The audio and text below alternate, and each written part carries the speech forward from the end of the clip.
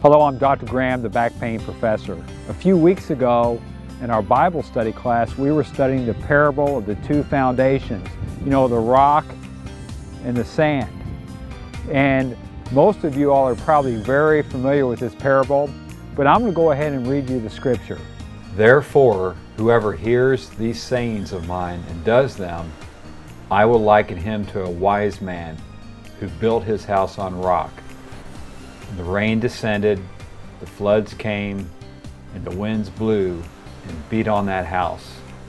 And it did not fall, for it was founded on the rock. Now everyone who hears these sayings of mine and does not do them will be like a foolish man who built his house on the sand. And the rain descended, the floods came, and the winds blew and beat on that house, and it fell, and great was its fall. From the perspective of both a Christian and a chiropractor, when I read Jesus' parable, I couldn't get over the similarities between the wise man who puts his trust in Jesus Christ and in the world of health, the wise person who took steps to ensure their lifeline, their spine, is supported on a rock-like foundation.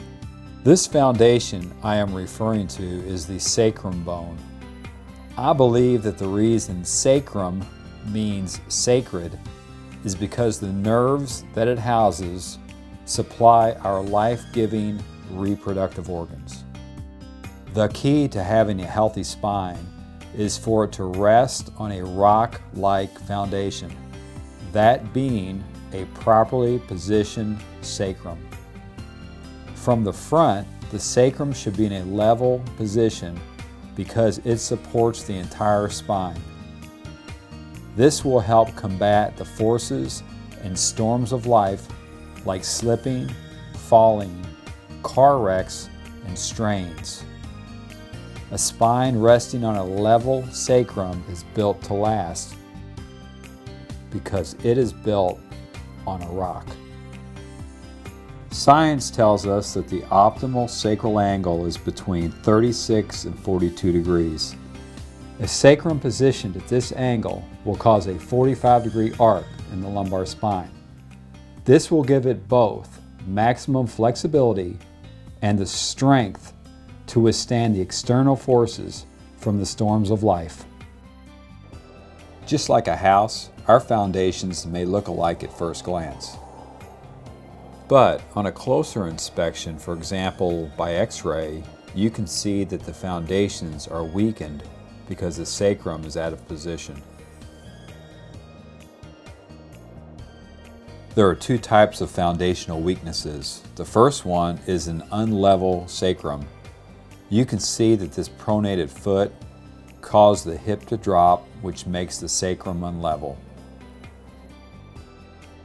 The next one is a short leg, and it causes the hip to drop and make the sacrum unlevel as well. The last one is a pelvic misalignment, which causes the sacrum to rotate and drop. And all three of these spines are built on sand. The second foundational weakness is the sacral angle outside the 36 to 42 degree range.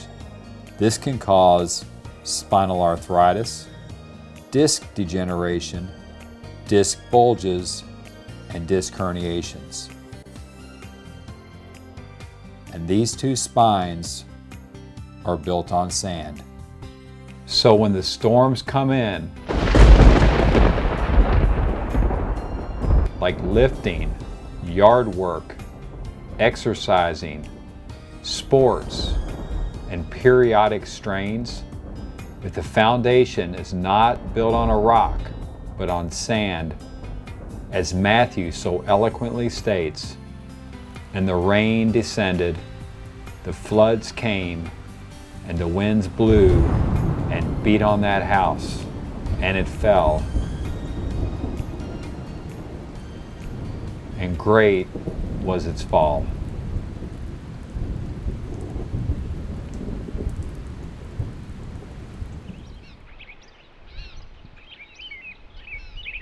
I think it is interesting that the word sacrum means sacred and is made up of 5 bones, because the biblical meaning of number 5 is grace.